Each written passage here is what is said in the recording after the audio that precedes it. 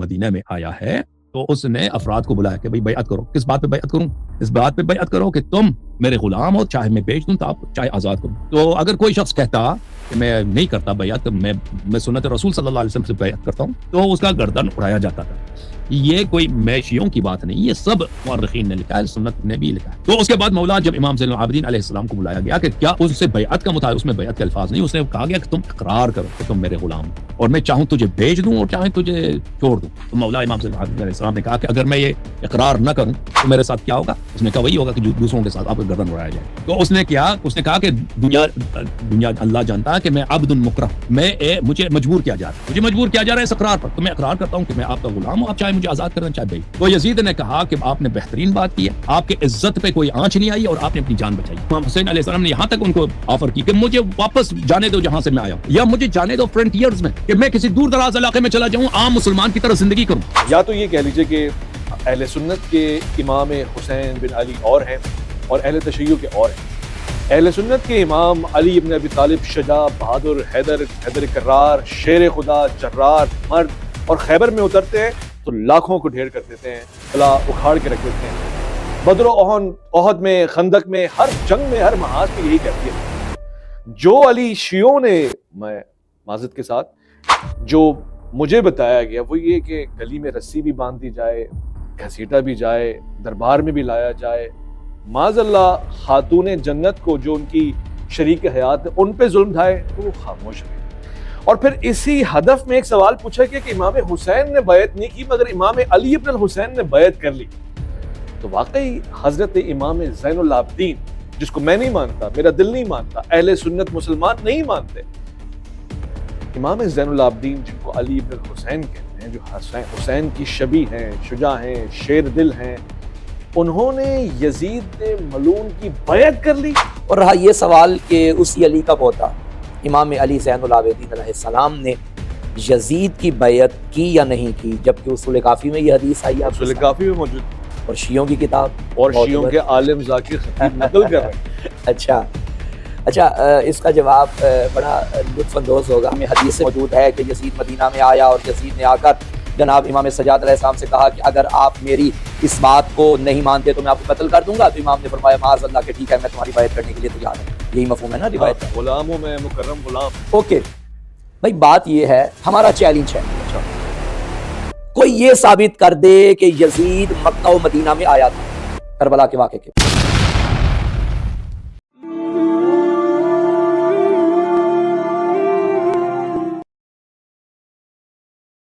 Medina में आया है तो उसने अफराद को बुलाया कि भाई बैअत करो। किस बात पे बैअत करूं? इस बात पे बैअत करो कि तुम मेरे गुलाम हो, चाहे मैं बेच दूं तो आप चाहे आजाद करूं। तो अगर कोई शख्स कहता कि मैं नहीं करता बैअत, मैं सुन्नत रसूल सल्लल्लाहु अलैहि वसल्लम से बैअत करता हूं, तो उसका गर्दन उड़ाया जाता था। ये कोई मैशियों की बात नहीं, ये सब मुअर्रिखीन ने लिखा है, सुन्नत ने भी लिखा है। तो उसके बाद मौला जब इमाम ज़ैनुल आबिदीन अलैहिस्सलाम को बुलाया गया कि क्या उससे बैअत का मुताबिक, उसमें बैअत के अल्फाज नहीं, उसने कहा गया कि तुम इकरार करो कि तुम मेरे गुलाम हो और मैं चाहूं तुझे बेच दूं और चाहे तुझे छोड़ दूं। तो मौला इमाम ज़ैनुल आबिदीन अलैहिस्सलाम ने कहा कि अगर मैं ये इकरार न करूं तो मेरे साथ क्या होगा? उसने कहा वही होगा कि दूसरों के साथ आपका गर्दन उड़ाया जाए। तो उसने कहा कि दुनिया अल्लाह जानता है कि मैं अब्दुन मुकरह, मुझे मजबूर किया जा रहा है, मुझे मजबूर किया जा रहा है इस इकरार पर। तो मैं इकरार करता हूं कि मैं आपका गुलाम हूं, आप चाहे मुझे आजाद करना चाहे बेच। तो यजीद ने कहा कि आपने बेहतरीन बात की है, आपके इज्जत पे कोई आंच नहीं आई और आपने अपनी जान बचाई। इमाम हुसैन अलैहिस्सलाम ने यहाँ तक उनको ऑफर की कि मुझे वापस जाने दो जहां से मैं आया हूं, या मुझे जाने दो फ्रंटियर्स में, कि मैं किसी दूर दराज इलाके में चला जाऊं, आम मुसलमान की तरह जिंदगी करूं। सलामती है उन आंखों पे जो हिदायत पे नजरें जुमाए बैठी हैं, उन कानों पे जो जिक्र खैर के मुंतज़िर रहते हैं, और उन कदमों पे जो हिदायत की राह पे गामज़न है। अस्सलामु अलैकुम वरहमतुल्लाहि वबरकातुहू। आज हम एक अहम तरीन मुकदमा लेकर, जिसको आपने कई मरतबा ईमेल्स, मैसेजेस और कमेंट्स में भी देखा, पिछली हमारी प्रोग्राम की नशिश जो कि शेख हसन अल्लाह यारी के साथ थी, उस वक्त भी हमने इस सवाल को पूछा और बहुत से लोगों ने कहा कि नहीं, इसका सही जवाब भी हमें मिलना चाहिए, या फिर आप साहिबान अमामा से भी पूछ लें। हमने इस सिलसिले में एक मशहूर मारूफ आलिम दीन जो ख़तीब भी हैं और ज़ाकिर ख़तीब के साथ साथ वो दीन की अहमियत को समझते हैं, मुअल्लिम हैं, मुदर्रिस हैं, और ख़ास तौर से चूँकि बरसग़ीर पाक व हिंद के मिज़ाज से वाकिफ़ हैं और सादात के कबीले से आपका ताल्लुक़ है, मैं आज के इस प्रोग्राम में अल्लामा सैयद मोहसिन काज़मी साहब को खुशामदीद कहता हूँ। अस्सलाम वालेकुम। वालेकुम अस्सलाम व रहमतुल्लाहि व बरकातहू। कैसे मिजाज है? अल्हम्दुलिल्लाह आप खैरियत से हैं? अल्लाह का शुक्र है साहब। माशाअल्लाह। प्रोग्राम माय और मौलाना में आपको नाचीज़ खुशामदीद कहता है, मगर माज़रत के साथ सख्त, संजीदा और इंतहाई दिलशिकना सवालों के साथ, इसलिए कि चंद एक चीज़ें जो सोशल मीडिया पे गर्दिश भी कर रही होती हैं। लोग हमसे कहते हैं कि सवाल अच्छा था, जवाब अच्छा नहीं था। मेरा हरगिज़ इससे मुराद किसी मसलक मजहब की तौहीन या उसकी तज़हीक या उसके ऊपर तनकीद भी नहीं है। अलबत्ता जिन शख्सियात को मैं जानता हूँ, मैंने पिछले प्रोग्राम में भी ये बात कही कि या तो ये कह लीजिए कि अहले सुन्नत के इमाम हुसैन बिन अली और हैं और अहले तशय्युअ के और हैं। अहले सुन्नत के इमाम अली इब्न अबी तालिब शजा, बहादुर, हैदर कर्रार, शेर खुदा, जर्रार, मर्द, और खैबर में उतरते हैं तो लाखों को ढेर कर देते हैं, कला उखाड़ के रख देते हैं। बदर ओहद में, खंदक में, हर जंग में, हर महाज पे यही कैफियत है। जो अली शियों ने, मैं माज़रत के साथ, जो मुझे बताया गया वो ये कि गली में रस्सी भी बांध दी जाए, घसीटा भी जाए, दरबार में भी लाया जाए, माज़अल्लाह खातून जन्नत को जो उनकी शरीक हयात है उन पे जुल्म ढाए तो वो खामोश रहे। और फिर इसी हदफ में एक सवाल पूछा गया कि इमाम हुसैन ने बैत नहीं की मगर इमाम अली इब्न हुसैन ने बैत कर ली। तो वाकई हजरत इमाम ज़ैनुल आबिदीन, जिसको मैं नहीं मानता, मेरा दिल नहीं मानता, अहले सुन्नत मुसलमान नहीं मानते, इमाम ज़ैनुल आबिदीन जिनको अली इब्न हुसैन कहते हैं, जो हुसैन की शबी हैं, शुजा हैं, शेर दिल हैं, उन्होंने यजीद मलून की बैत कर ली। देखिए वैसे भाई, पहली बात तो ये है कि वो अली जो अहले सुन्नत के यहाँ आपने सुने वो और सिफ़ात के मालिक, और शियों के यहाँ सुने वो और सिफ़ात के मालिक नहीं। वही अली जो शियों में बताए जाते हैं वही शजा भी हैं, वही आलिम भी हैं, वही आबिद भी हैं, वही एक वक्त में तमाम इंसानी सिफ़ात पर बदरजा अतम मौजूद नज़र आते हैं। हाँ, ये अलग अलग मौक़े, अलग अलग मकामात के जहाँ जैसी दीन को ज़रूरत पड़ी वैसा किरदार मौला अमीर ने पेश किया। बुनियादी मसला मौला अमीर का ये कि मौला अमीर मनसूस मिनल्लाह, हादी मिनल्लाह, और मौला अमीर अलैहिस्सलाम ने अगर ज़माने तक ख़ुद को पेश किया है तो अपनी ज़ात को नहीं मनवाया, दीन को मनवाया। रसूलुल्लाह को जहाँ दीन की ज़रूरत जिस अंदाज़ में पेश आई, मौला अमीर ने वही अंदाज़ ज़माने के सामने पेश किया। और रहा ये सवाल कि उसी अली का पोता इमाम अली ज़ैनुल आबिदीन अलैहिस्सलाम ने यजीद की बैत की या नहीं की, जबकि उसूल काफ़ी में ये हदीस आई है, उसूल काफ़ी में मौजूद है, और शियों की किताब और शियों के आलिम ज़ाकिर खतीब नकल कर रहे हैं। अच्छा, इसका जवाब बड़ा लुत्फ़ अंदोज़ होगा। इससे पहले मैं आपकी खिदमत में एक शख्सियत का तारुफ करवाता हूँ। तारीख़ में एक शख्सियत गुजरी है, हज़रत ईसा अलैहिस्सलाम के वालिद हैं और माशाल्लाह बड़े ही शजा थे, बहुत बड़े आबिद थे, हसीन व जमील थे, वजीह चेहरे के मालिक थे, और माशाल्लाह बड़े मेहमान नवाज, और तारीख़ में उनका बड़ा किरदार है, यानी इस्लाम की तारीख़ में हज़रत ईसा अलैहिस्सलाम के ज़माने में। क्या आप इस बात को मानेंगे? हज़रत ईसा अलैहिस्सलाम के वालिद के बारे में बता रहा हूँ मैं। मुमकिन ही नहीं है, क्योंकि वो तो वालिदा से जन्म लेते हैं और कोई वालिद नहीं है। नहीं है वालिद? अच्छा, मैं कह रहा हूँ, मेरी बात को लोग मानते हैं, मेरे सर पे अमामा है, फिर भी आप मानने के लिए तैयार नहीं है। इसे कहते हैं दिरायत। एक होती है रिवायत, एक होती है दिरायत। यानी आपने वो बुनियाद ही मेरी ख़त्म कर दी कि जिस बुनियाद पे मैंने पूरी रिवायत को खड़ा किया। आपने कहा भाई मैं इस रिवायत को नहीं मानता, आप सारा दिन फ़ज़ाइल पढ़ते रहें, कसीदे पढ़ते रहें हज़रत ईसा अलैहिस्सलाम के वालिद के, तो बात यहीं पे ख़त्म हो जाती है। भाई किस तरह माने जब कि हज़रत ईसा अलैहिस्सलाम के वालिद थे ही नहीं, उनका वजूद ही नहीं था। हज़रत ईसा के वालिद, हज़रत ईसा बगैर वालिद के दुनिया में आए। ठीक है, ओके। इसका मतलब है कि कभी कभी, बल्कि कभी कभी क्या, इल्म रिजाल के मुब्तदी तालिब इल्म भी इस बात से आगाह हैं, और इल्म रिजाल का ये कानून है बाकायदा, सिहतुस सनद ला यस्तलजिमु सिहतल मतन। हाँ, सनद की जो सेहत है वो मतन की सेहत जरूरी नहीं है कि हाँ, मतन की सेहत का लाजिमा नहीं है। कभी कभी रावी सिका होते हैं, रिवायत बज़ाहिर आपको ठीक लगती है, मगर ये लाजिमा नहीं है कि मतन भी ठीक हो। दिरायत पे जाएंगे। अच्छा, इस कानून के कायल तमाम इल्म रिजाल के माहिरीन है। इवन उलूमुल कुरान में मौलाना मुफ्ती तकी उस्मानी साहिब ने भी यही कानून लिखा है। تمام علماء رجال اس بات سے آشنا ہے اور اس بات کو مانتے ہیں. ایک مثال میں آپ کی خدمت میں عرض کرتا ہوں. جی.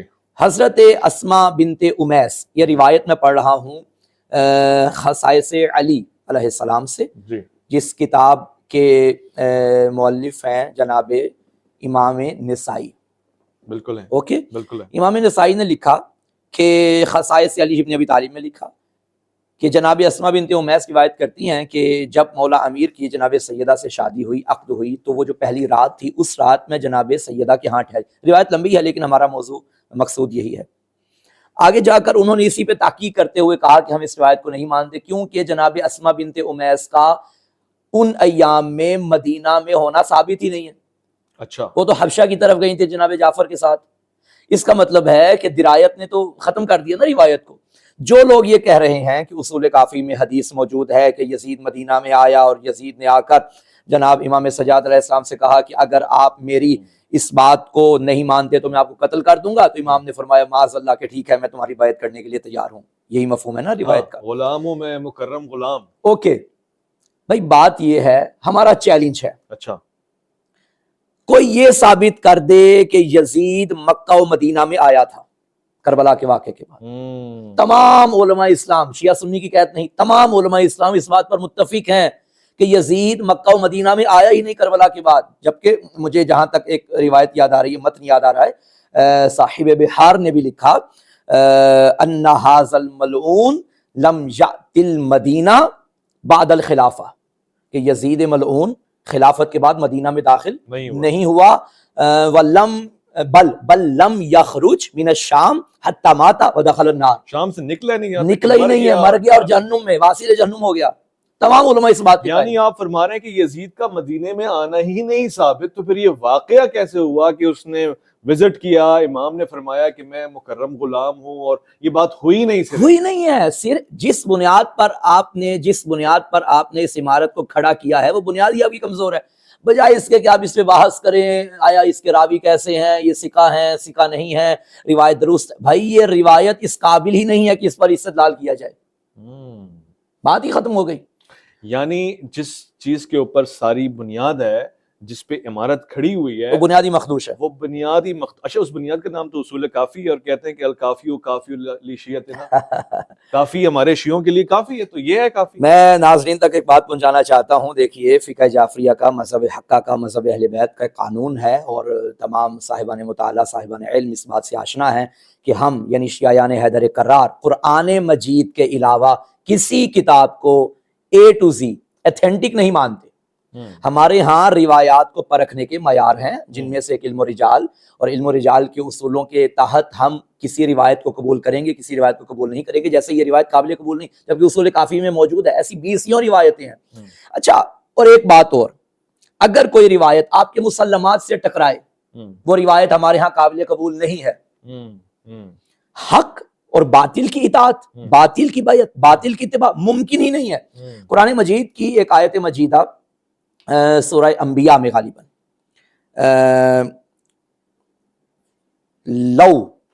لو کان فیہما آلہۃ الا اللہ لفسدتا، اگر خدا کے سوا کوئی خدا ہوتے معبود تو فساد ہو جاتا. اگر آپ کے سامنے یہاں 20 روایات رکھی جائیں اور راوی بھی سکہ ہوں اور کہا جائے کہ اللہ کے علاوہ یہ معبود ہے، آپ مانیں گے؟ ہرگز نہیں. یہ مسلمات کے خلاف ہے. اچھا، اسی مفہوم کو لیے ایک اور آیت ہے سورہ مومنون میں، لَوِ اتَّبَعَ الْحَقُّ أَهْوَاءَهُمْ لَفَسَدَتِ السَّمَاوَاتُ وَالْأَرْضُ. اگر حق باطل کی اتباع کرے، حق باطل کی بیعت کرے، حق باطل کے پیچھے چلے، تو فساد پیدا ہوگا زمین و آسمان میں. یعنی جو نتیجہ اس محال کا ہے وہی نتیجہ اس محال کا ہے. اللہ کے علاوہ کسی اور کا معبود ہونا بھی محال ہے، اور امام سجاد علیہ السلام کا یزید جیسے فاسق و فاجر کا بیعت کرنا بھی محال ہے. نتیجہ دونوں کا ایک ہے. اللہ اکبر.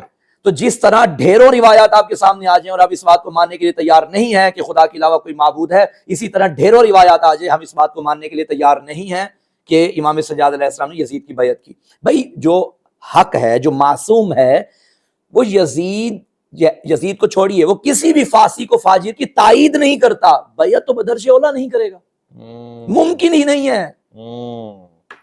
اچھا اس کے ضمن میں ایک بات نکلی، یعنی میں تو آج بھی اطمینان میں ہوں کہ میں نے اس وقت بھی اور ہمیشہ جو بات کہی ہے کہ میں جس علی ابن الحسین اور حسین ابن علی کا ماننے والا ہوں، وہ سر کٹا تو سکتے ہیں، سر جھکا نہیں سکتے، اور آپ نے اس کی تائید کی ہے۔ مثلی لا یبایع مثلا، مثلی لا یہی یبایع مصداق۔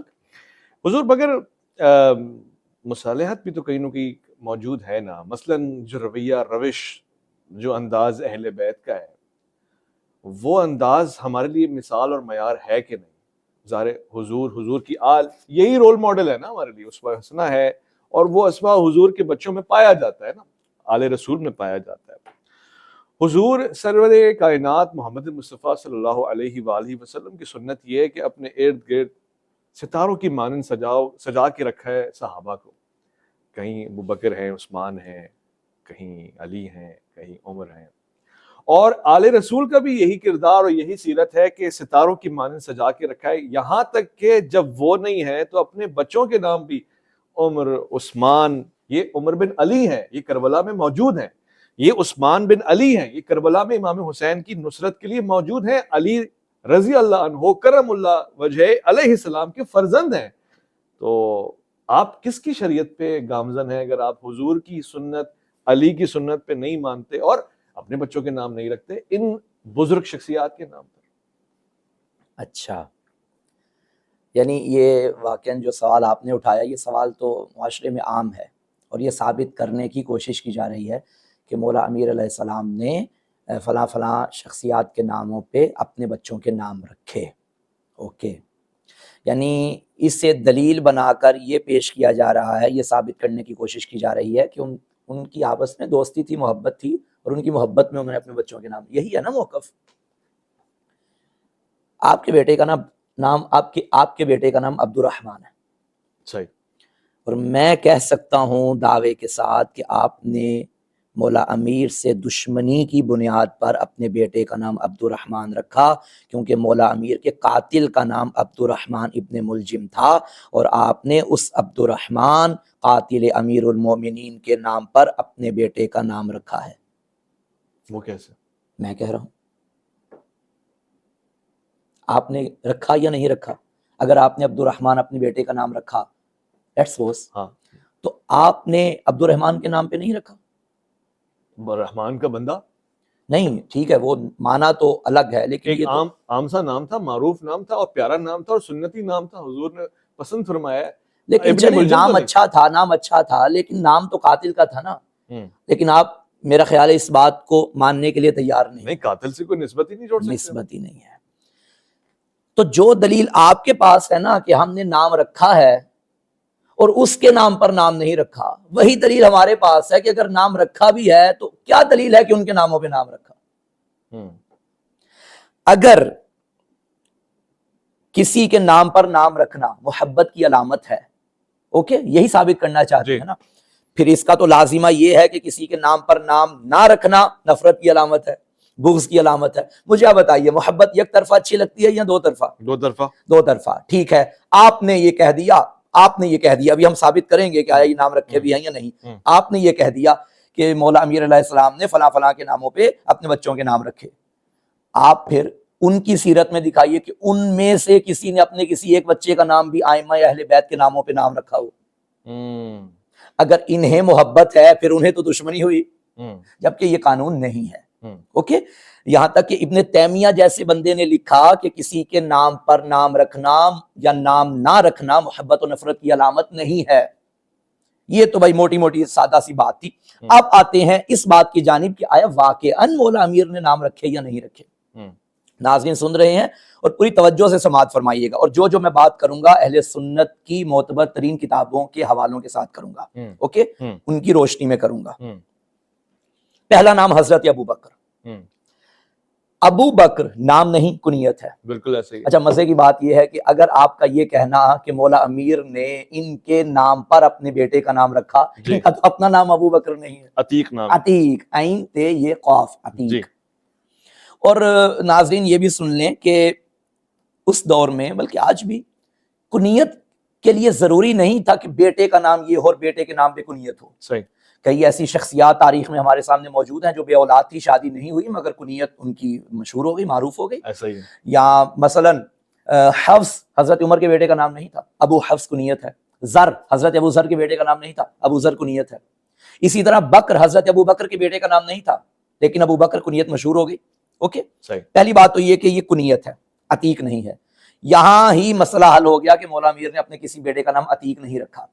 جو نام یہ لیتے ہیں اور جس شخصیت کا یہ بتاتے ہیں کہ مولا امیر کا یہ بیٹا اور نام ابو بکر رکھا، ان کا نام مولا نے ابو بکر نہیں رکھا، ان کا نام محمد رکھا، محمد الاصغر. اصغر پہچان کے لیے چھوٹا محمد، یعنی 18 بیٹے اور ان میں سے محمد. ہاں، ان کی کنیت بعد میں پڑ گئی ابو بکر. اوکے، 20 نام ہیں صحابہ اکرام میں سے، یا 20 کنیتیں ہیں ابو بکر نامی، کافی صحابہ اکرام موجود ہے. آپ کے پاس کیا دلیل ہے کہ مولا امیر کے اس محمد بیٹے کی کنیت ابو بکر ان کی کنیت کی وجہ سے ہے؟ مولا امیر نے تو ابو بکر کنیت رکھی نہیں، مولا امیر نے تو نام محمد رکھا. ابو بکر اس نام میں رائج تھا، اس دور میں رائج تھا. تو کلیئر ہو گیا کہ حضرت ابو بکر پہلی بات تو یہ نام نہیں، کنیت ہے. اور اس نام پہ مولا امیر نے اپنے بیٹے کا نام نہیں رکھا بلکہ ان کا نام محمد رکھا، کنیت مشہور ہو گئی ابو بکر. اوکے، اور ابو بکر اس دور میں رائج تھا.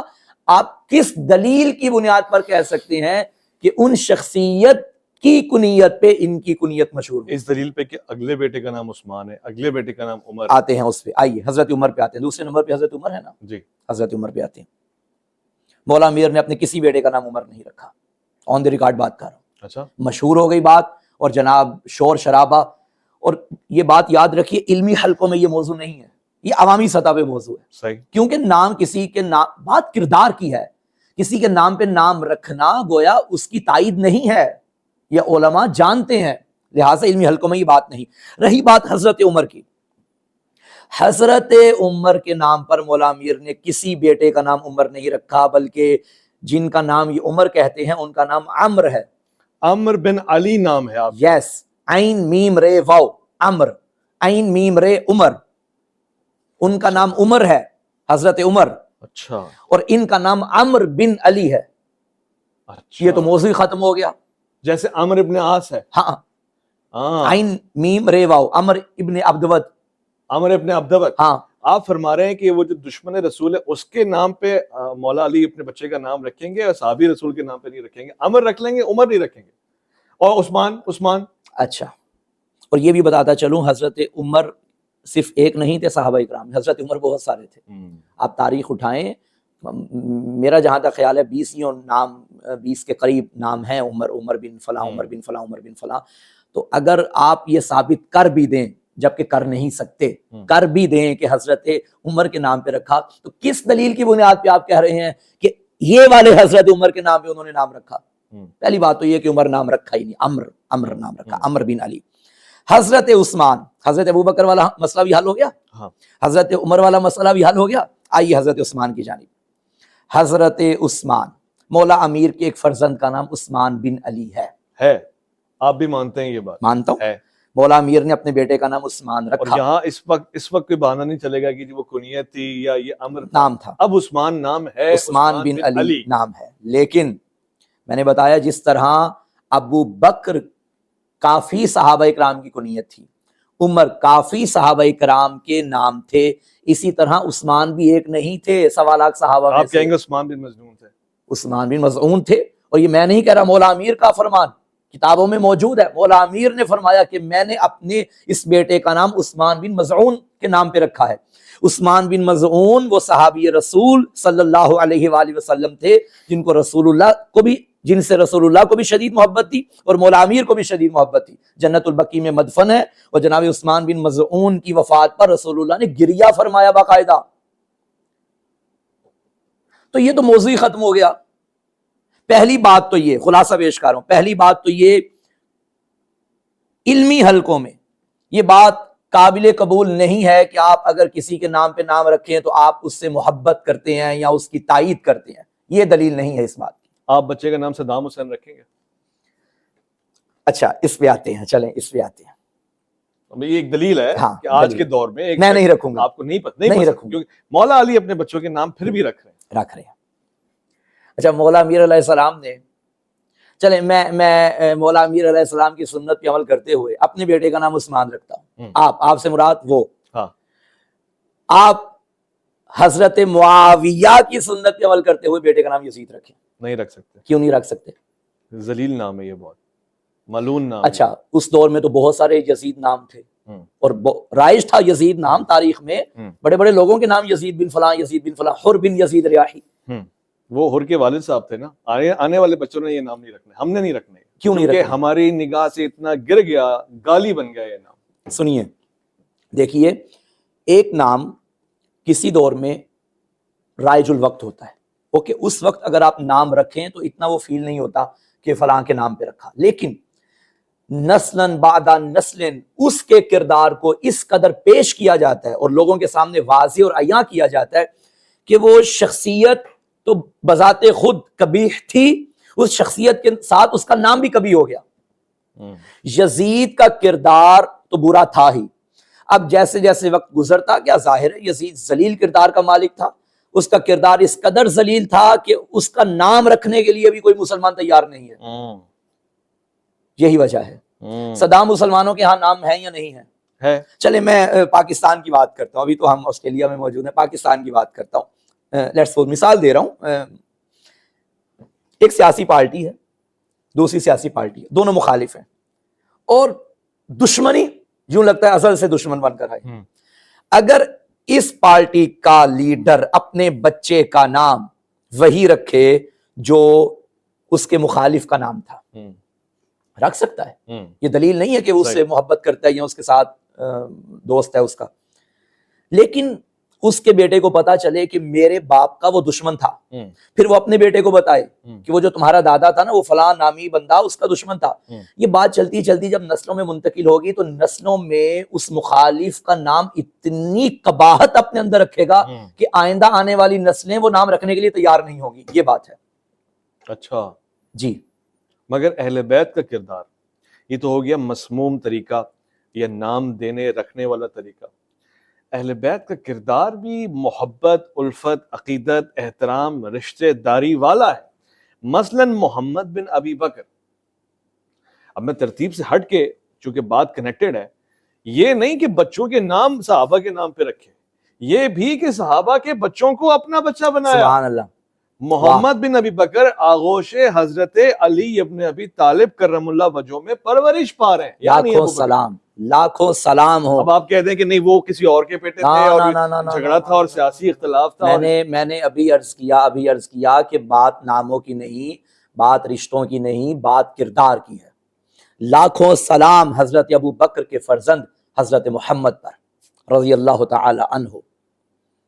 حضرت محمد بن ابی بکر جنہیں مولا امیر نے فرمایا یہ میرا بیٹا ہے، جناب اسما بنت امیس حضرت محمد بن ابی بکر کی والدہ، اور حضرت ابو بکر جناب محمد بن ابی بکر کے والد۔ جناب اسما بنت امیس، میں چاہتا ہوں کہ جناب محمد بن ابی بکر کا ذرا بیک گراؤنڈ تھوڑا سا پلیز، آج کے وقت میں ضرورت بھی ہے، ضرورت ہے۔ محمد بن ابی بکر کی والدہ کا عقد پہلے ہوا جناب جعفر کے ساتھ، جناب جعفر طیار کے ساتھ۔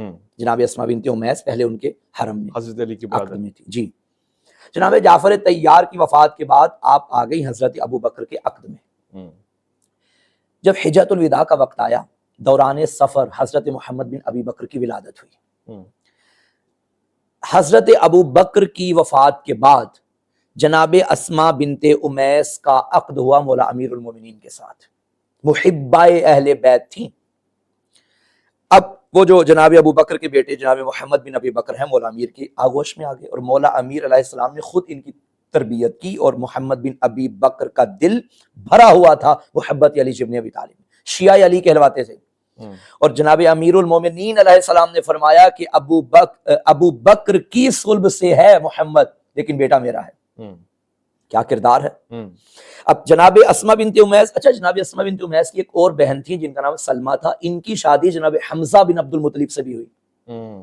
کیا رشتہ ملتا ہے آپ اس میں۔ پھر جناب محمد بن ابی بکر کو اللہ نے ایک اور بیٹا عطا کیا، قاسم۔ قاسم بھی شیعہ علی میں تھا۔ اور یہ بتاتا چلوں کہ جناب محمد بن ابی بکر نے مولا امیر کے علاوہ کسی کی بیعت نہیں کی۔ قاسم میں نبی یہ جو پہلے بات ہو رہی تھی ناموں کی، جی، کسی کے نام پہ نام رکھنا محبت کی علامت نہیں ہوتا۔ پھر مشکل میں ساتھ دینا محبت کی علامت ہے. آپ کہتے ہیں کہ مولا امیر نے، موضوع سے ہٹ کے بات ہو رہی ہے، پچھلے سوال سے متصل ہے یہ بات، مولا امیر علیہ السلام نے فلاں کے نام پہ نام رکھ لیا تو یہ ان سے محبت ہے. اچھا ٹھیک ہے، محبت تھی تو مولا علی کا جب بیٹا میدان کربلا میں تنہا ہے تو ان کے بیٹوں میں سے کس نے ساتھ دیا؟ حضرت عمر کے بارے میں آپ کہتے ہیں، جبکہ ہم یہ ثابت کر چکے ہیں کہ حضرت عمر کے نام پہ نام نہیں رکھا، عمر نام رکھا ہی نہیں ہے. حضرت عمر کا بیٹا عبداللہ بن عمر یہ کہاں تھا؟ اس نے یزید کی بیعت کی ہے، کہاں گئی محبت؟ میں مانتا ہوں کہ یہ مگر امام حسین کو مشورہ دیا، مشیر تھے، مختار ثقفی کو رہائی تک کروائی، تو تعاون کیا شیعوں کے لیے، انہوں نے راستے ہموار تو کیے ہیں نہیں ایمان کے آخری درجے اور ایک مختص درجے میں نہیں. نا دیکھیے، آپ حجت دوراں، حجت خدا کے منکر بن رہے ہیں، یہاں تک کہ یہ مولا امیر علیہ السلام کو چوتھا خلیفہ بھی نہیں مانتے تھے. ذمہ داری سے کہہ رہا ہوں. ان سے پوچھا گیا، انہوں نے بیعت نہیں کی تھی. تین خلیفوں کے بعد معاویہ کا ذکر کیا اور یزید کا ذکر کیا، یہ ہے محبت. بہرحال وہ ایک الگ سیاسی اختلاف بھی ہو سکتا ہے، نہیں سیاسی اختلاف، مگر محمد بن ابی بکر تو شہید بھی ہو گئے. محمد بن ابی بکر کا کردار زندہ، عشق علی میں شہید ہو گئے. شہید. کیوں نہیں آپ نام رکھ رہے اپنے بچوں کو کہ محمد بن ابی بکر، چاہے وہ والے محمد بن ابی بکر ہو، تاکہ ان کی قربانی رائے گاہ نہ جائے. عشق علی کے شیعان حیدر کرار ہیں، صف اول کے بیان کریں نا. بھائی ابی بکر، محمد بن ابی، محمد تو نام رکھتے ہیں نا، سارے رکھتے ہیں، محمد بن ابی بکر کیسے رکھیں گے؟ محمد بن تو وہی رکھیں گے نا جو والد کا نام ہے. محمد نام کیوں نہیں رکھا جاتا؟ آپ محمد ابو بکر نام رکھیں. نہیں، محمد محمد ابو بکر نقوی. چلیں، آپ پھر حضرت معاویہ کی سنت پہ عمل کرتے ہو، یزید کا نام رکھیں، بیٹے کا نام یزید رکھیں، نہیں رکھتے. اس لیے کہ امام حسین کی سنت، امام علی کی سنت، حضور کی سنت موجود ہے، تو پھر ہم کسی اور طرف کیوں جائیں؟ نہیں، بات یہ ہے کہ ہم نے جب بات کر دی کہ قباحت اس قدر آ گئی ان ناموں میں بھی کہ ہم رکھنے کے لیے تیار نہیں. یزید کے نام میں اس قدر قباحت ہے کہ ہم یزید کا نام رکھنے کے لیے بھی تیار. یزید کا نام بذات خود غلط نہیں ہے، کردار غلط ہے، لیکن کردار کی وجہ سے نام اس قدر مخدوش ہو گیا. محمد بن ابی بکر کا ذکر تو کریں. محمد بن ابی بکر کا ذکر ہونا چاہیے، ضرور ہونا چاہیے، بلکہ ہمیں گلہ ہے مسلمانوں سے، کیوں نہیں کرتے محمد بن ابی بکر کا ذکر. محمد بن ابی بکر کا ذکر کریں گے تو بتانا پڑے گا کہ محمد بن ابی بکر کے دل میں محبت کس کی تھی. جناب محمد بن ابی بکر کے فرزند جناب قاسم شیعہ علی، جناب قاسم کو اللہ نے بیٹی عطا کی، جناب ام فروا. جناب قاسم خود امام سجاد علیہ السلام کے قریبی ترین ساتھیوں میں سے تھے، حضرت کے صحابہ میں شمار ہوتا ہے. ام فروا بنت قاسم بن محمد بن ابی بکر. جناب ام فروا، یہ سلسلہ محمد بن ابی بکر سے چلتا رہا ہے، اور جناب ام فروا تک یہ سارے کے سارے محبت علی میں گرفتار ہیں. اور ان کا عقد ہوا جناب امام محمد باقر علیہ السلام سے. اللہ نے جناب ام فروا کے ذریعے امام باقر علیہ السلام کو امام جعفر صادق علیہ السلام عطا کی. اب پتہ چلا ہمارے ہاں تو رشتہ داری یا ناموں کی تو کوئی مسئلہ ہی نہیں ہے، ہمارے ہاں معیار کردار ہے. آپ فرما رہے ہیں کہ حضرت ابو بکر کے فرزند سے، یعنی ان کی پر پوتی سے یا پوتی سے جا کے امام جعفر صادق کی. بالکل، تو یہ تو خوبصورت مثال ہو گئی میری. بالکل بھائی رسول اللہ کے ایک چچا حضرت ابو طالب ہے، ایک چچا ابو لہب ہے، ایک چچا وہ ہے جس کے بارے میں قرآن فرما رہا ہے الم یجد کا یتیما فآوا، اور ایک چچا وہ ہے جس کے بارے میں قرآن فرما رہا ہے تبت یدا ابی لہب وتب. دونوں چچا ہیں، مگر ہمارے نزدیک، قرآن کے نزدیک، یہ قرآنی بیسک تعلیم ہے اسلام کی، معیار کردار ہے. میں بلکہ آسان الفاظ میں کہوں کہ اگر کوئی مصطفیٰ کو صرف بھتیجا سمجھے وہ ابو لہب بنتا ہے، اور جو محمد کو اپنا عقیدہ بھی سمجھے وہ ابو طالب بنتا ہے. جناب محمد بن ابی بکر کا تذکرہ ہونا چاہیے. ہمارا گلہ ہے مسلمانوں کے ساتھ، مسلم کمیونٹی کے ساتھ، علماء اہل سنت سے ہمارا گلہ ہے. کیوں نہیں ذکر ہوتا جناب محمد بن ابی بکر کا؟ جناب محمد بن ابی بکر کا تذکرہ ہوگا تو بتانا پڑے گا کہ محمد بن ابی بکر کا قاتل کون تھا. اچھا، حاکم شام نے محمد بن ابی بکر کو قتل کروایا، اس نے بندے بھیجے جنہیں حضرت محمد بن ابی بکر کو وہ گدے کی کھال میں بند کر کے جلا دیا گیا. جنگ جمل میں، جنگ صفین میں محمد بن ابی بکر مولا امیر کے ساتھ تھے. بتائیں نا، وہاں میں معذرت کے ساتھ ایک بات کروں گا. جی، جناب ام حبیبہ ام المومنین ہے، جی، رسول کا حرم ہے، ان کے بھائی کو تو آپ خال المومنین بنا دیتے ہیں. تو جناب عائشہ، کیا یہ حرم پیغمبر نہیں ہے؟ بن ابی بکر خال المومنین ہے، ہونا چاہیے نا، جناب عائشہ کے بھائی ہیں. واہ واہ واہ، بہت خوبصورت. جناب عائشہ کے بھائی ہیں. ان کا تو ذکر صرف آپ کہہ رہے کرتے ہیں ہیں کہ عشق علی کی وجہ سے صرف عشق علی، صرف عشق علی. جناب ام حبیبہ کے بھائی کو سر پہ اٹھایا جا رہا ہے کیونکہ وہ دشمن علی تھا، جنگیں لڑیں. جناب عائشہ کے بھائی کا ذکر تک نہیں ہوتا کیونکہ وہ جنگوں میں علی کے ساتھ تھے. یہ کاہے کا انصاف ہے بھائی؟ میک سینس، لاجک ہے، میں اس پہ اتفاق کرتا ہوں. تو جناب محمد بن ابی بکر پہ ہمارا لاکھوں سلام، اور ان کے کردار پہ ہمارا لاکھوں سلام، جنہیں مولا امیر خود اپنا بیٹا کہے. معیار ذات علی بن ابی طالب ہے، اور یہ معیار بھی ہمارا خود ساختہ معیار نہیں، رسول اللہ نے ارشاد فرمایا ہے کہ حق علی کے ساتھ ہے. اچھا، جاتے جاتے ظاہر ایک اور پہلو کے اوپر اگر تبصرہ فرما دیں. مسئلہ تنقید نہیں ہے، اور سوال کا مقصد بھی کرٹیسائز کرنا نہیں ہے، سمجھنا ہے. شبیہات کا تصور بڑا عام ہے مسلمانوں میں اور اہل تشیع کمیونٹی میں. جب ہم یہ دیکھتے ہیں کہ شبیہات کا اتنا احترام ہے تو ذات شخصیات کا احترام تو اس سے بھی زیادہ ہونا چاہیے. اصل میں تصور کیا ہے شبیہات کے پیچھے جو بناتے ہیں؟ کیونکہ ہندو کمیونٹی کے دوستوں نے مجھ سے پوچھا کہ بھائی یہ وہی تو ہے جو ہمارے یہاں ہوتا ہے. فرق یہ ہے کہ ہمارے یہاں گائے نکلتی ہے، تمہارے یہاں گھوڑا نکلتا ہے. صحیح. جانور کی اقسام کا فرق ہے. صحیح. پوجا تو تم لوگ بھی کر رہے ہو اور گھوڑے کی پوجا کر رہے ہو، اس کے نیچے سے گزر رہے ہو. اگر تم ہمیں گاؤ متر کہتے ہو تو ہم فلاں فلاں فلاں، یعنی اگر تنقید وہ کر رہے ہیں تو وہ شبیہات پہ کر رہے ہیں. کیا یہ اسلام کا بڑا خاص حصہ ہے اور ایسا واجب حصہ ہے کہ ہم اس کو ٹھیک نہیں کر سکتے؟ اچھا، اس جواب کو دو حصوں میں تقسیم کیا جا سکتا ہے. پہلا تو یہ کہ آیا شبیہات کا تصور اسلام میں کیا ہے یہ، اور دوسرا ہندوؤں والا اعتراض، وہ بھی یاد کروائیے گا. یہ ممبر ہے ہمارے سامنے، آپ اس ممبر پہ ہر ارے گرے کو بٹھا سکتے ہیں؟ نہیں. کیوں؟ اس کا ایک احترام ہے. کیوں احترام ہے؟ کیونکہ اس کو نسبت حاصل ہے رسول صلی اللہ علیہ وسلم سے.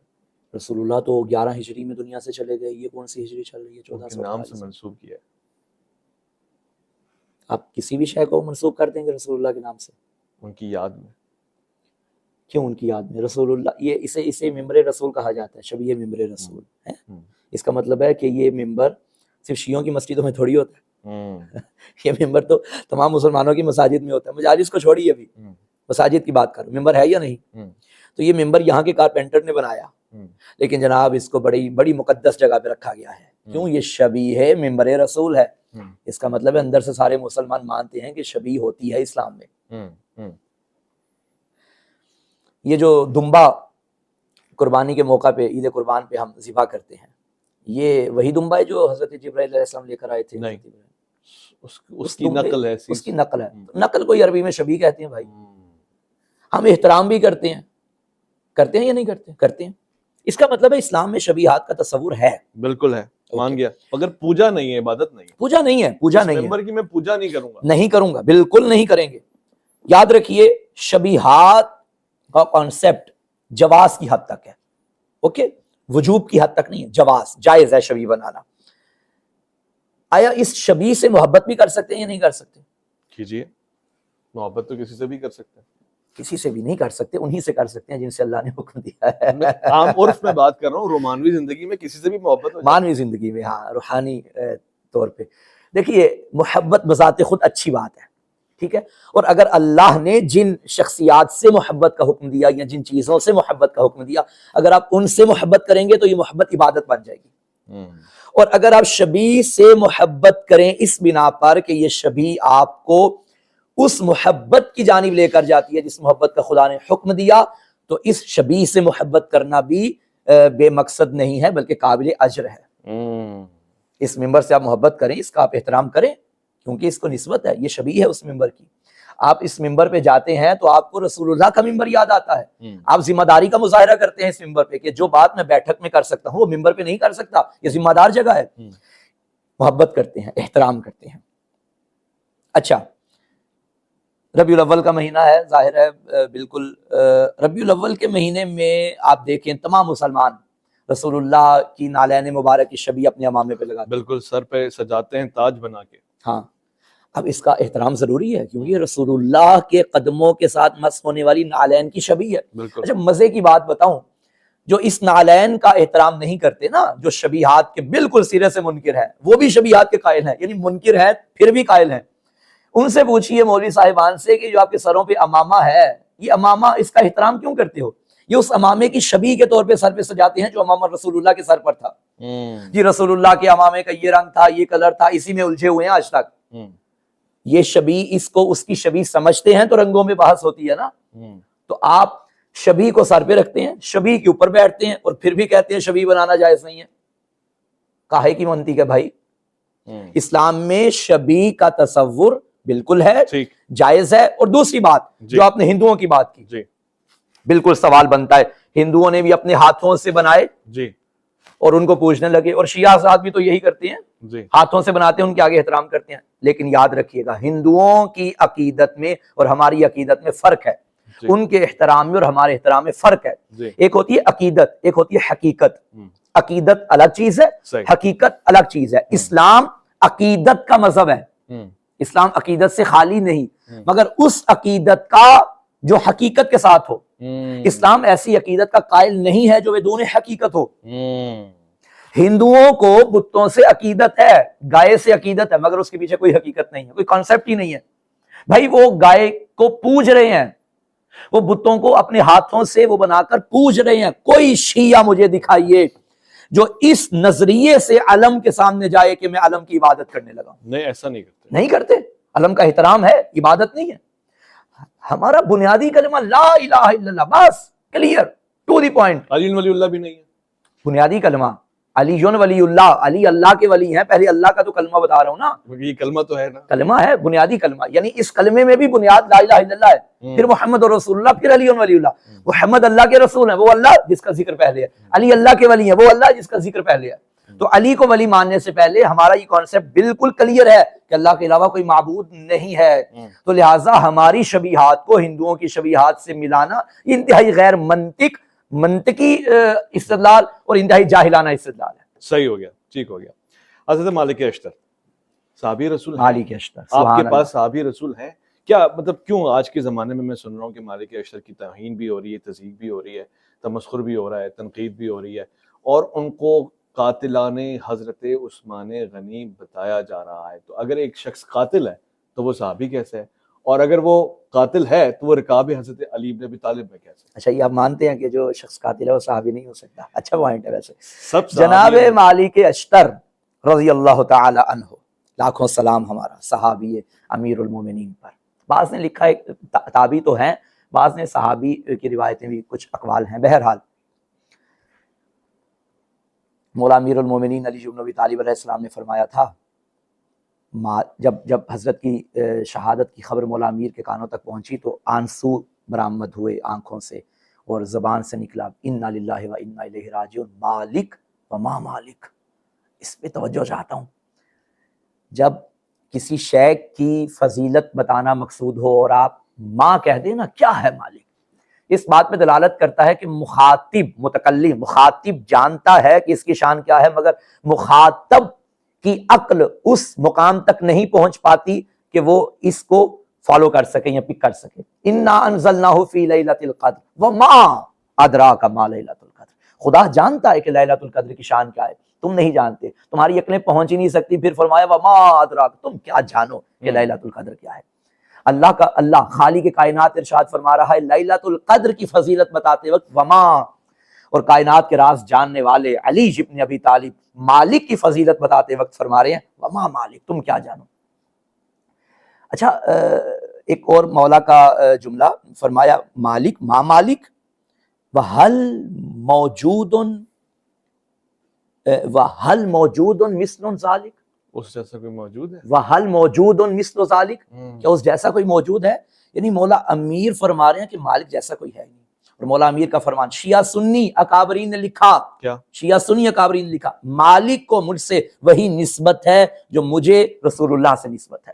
یعنی جیسے میں رسول اللہ کا با وفا صحابی، با وفا سپاہی، ویسے ہی مالک میرا شجاع سپاہی، با وفا سپاہی. علماء اہل سنت، علماء تشیع، تمام مسلمانوں کے اکابرین نے جناب مالک کے بارے میں لکھا یہ ثقہ تھے، وفادار تھے. اور بعض نے تو یہاں تک لکھا کہ مولا امیر علیہ السلام نے جو جنگ صفین کے بعد گورنر بنایا جناب مالک اشتر کو، ان کا گورنر بنانا اس بات کی، یہ علماء اہل سنت کے اقوال ہیں، گورنر بنانا اس بات کی دلیل ہے کہ مالک باوفا تھا، مالک ثقہ تھا، مالک شجاع تھا، مالک نیک تھا۔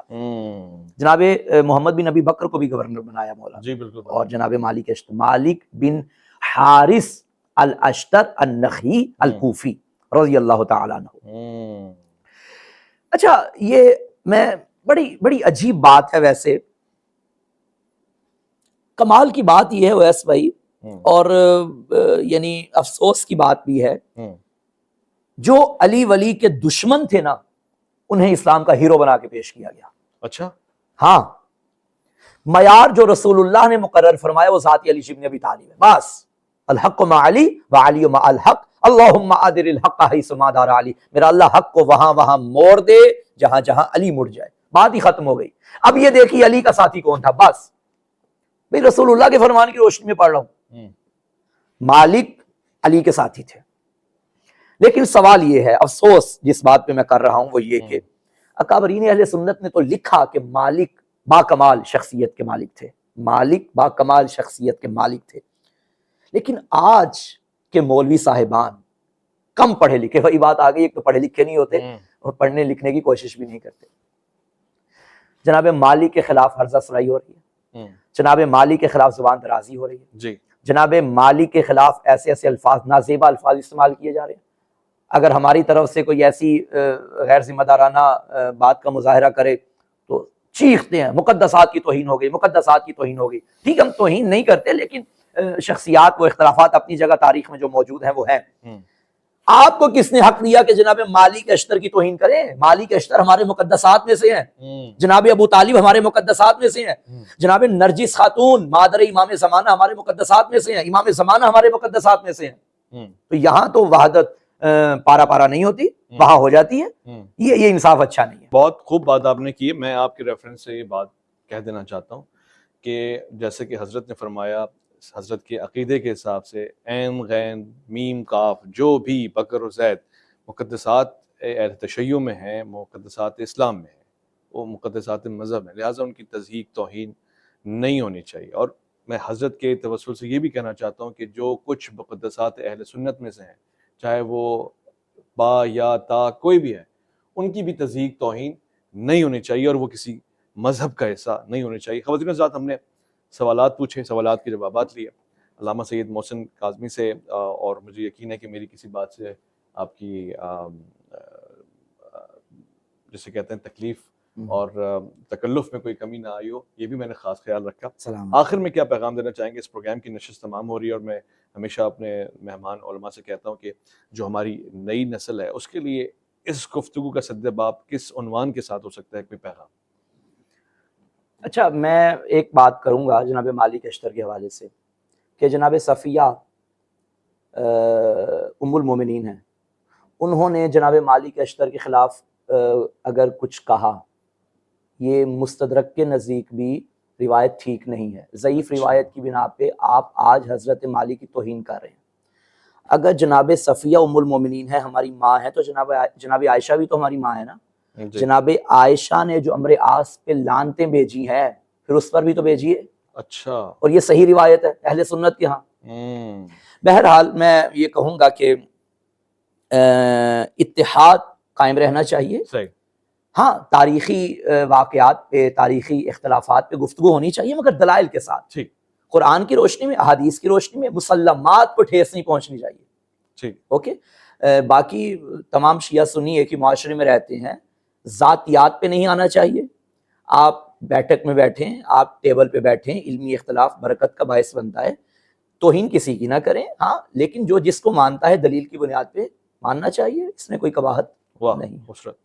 پروگرام کے آخر میں بھی شکریہ ادا کرنا چاہتا ہوں علامہ سید محسن کاظمی صاحب کا، آپ کی خصوصی آپ کا توجہ شکریہ، کا، آپ کی محبتیں، اور ایک پل کے لیے جب آپ نے گفتگو فرمائی تھی خصائص سے امیر المومنین علی ابن ابی طالب، آپ پہ ہمارا سلام ہو، مجھے یاد آیا چونکہ آپ نے بتایا کہ امام نسائی کی وہ ایک ایسی کتاب ہے کہ جس کے لیے انہوں نے نہ صرف قلم سے بلکہ جان و دل سے قربانی دی، اور اس وقت، اس خطے، اس علاقے، اس مسجد، اس قریے میں اس کتاب کی نشاط فرمائی، اشاعت فرمائی، تبلیغ فرمائی، جہاں سب کے سب بغض علی میں مبتلا تھے، یا اکثر اور بیشتر. اور اسی نتیجے میں، اسی کتاب کے نتیجے میں جو ان کی ایک ایسی تالیف تھی جس میں ان کو جان آفرین کے سپرد کرنی پڑی، عشق علی ابن ابی طالب میں. خواتین حضرات، اپنا بہت خیال رکھیں گے. اللہ کی امان میں.